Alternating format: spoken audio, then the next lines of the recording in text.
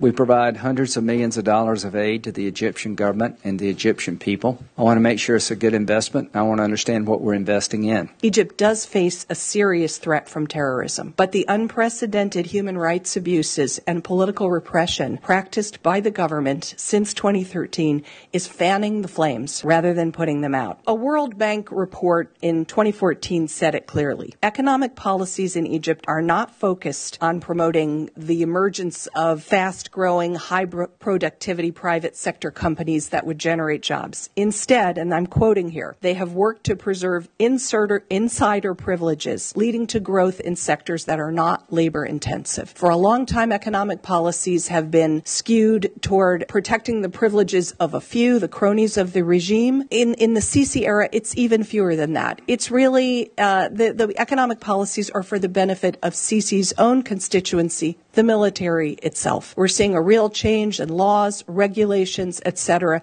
that are allowing the military, rather than the private sector, to take up more and more economic activity. That's what's behind these mega construction projects that Sisi has been carrying out. The Suez Canal passage, the new administrative capital he's building in the desert, because this is how the Egyptian military knows how to make money, by building things. Our aid to Egypt had not been very high and then leapt up after the Sadat visit to Jerusalem and the Camp David Accord, and that's 1978. That's 40 years ago. The Middle East has changed, and Egypt's role in the Middle East has changed in that period. The Egypt of that period was really the most influential country, most influential Arab country, and its position on everything was of significance to us. But that's no longer true.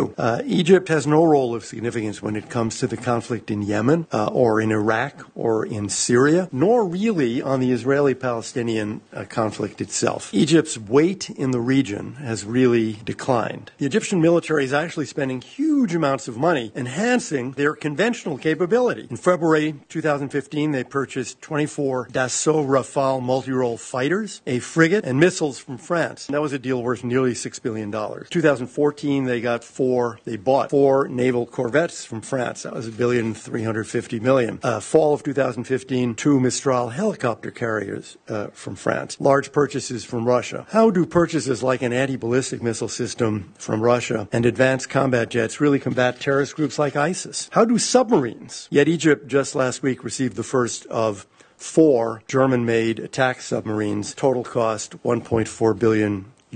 More and more, it looked to us that Egypt is becoming a country that sucks up aid, a lot more from the Gulf states than from us, as you know, contributing very, very little to regional security and treating the aid as an entitlement that simply must continue and continue and continue. Yes, they are engaged with ISIL in the Sinai, but as we've heard, in ways that probably make the problem steadily worse rather than better. Just how counterproductive the tactics are. This is basically a window into a strategy in which young men who may or even may not be members of ISIS are rounded up, executed in cold blood, and then passed off as casualties in a battlefield fight so that the army can look good. We know from history that is the way to lose a fight like this, not to win. Almost any observer of the Sisi government, I think, would agree that over the last 2 or 3 years, the primary priority of the Egyptian military and of General Sisi has not been to fight terrorism or to improve governance. It has been to make sure that what happened in 2011, the Tahrir Square rising, something like that can never, ever, ever, ever happen again in Egypt, and that the power of the military over the country's politics and economics is not challenged again. And as a result, they have concentrated as much on persecuting their political opponents, peaceful protesters, independent NGOs, the very people in the country who are most likely to despise jihadism, as it has on hunting down terrorists. My job was talking to authoritarian governments around the world, and I have to say the meetings with the government of Egypt were amongst the least productive and most unpleasant. A lot of governments around the world that do things we don't like, but you can have a thoughtful, intelligent conversation where you're talking to somebody who you feel like they've got the best interest of their country in mind, but they have a different vision for how to achieve them. And in the case of Egypt, it's just angry, rude denial of all problems, and how dare you, U.S. government official, raise these things with us, and where's our money? Thank you very much. Goodbye.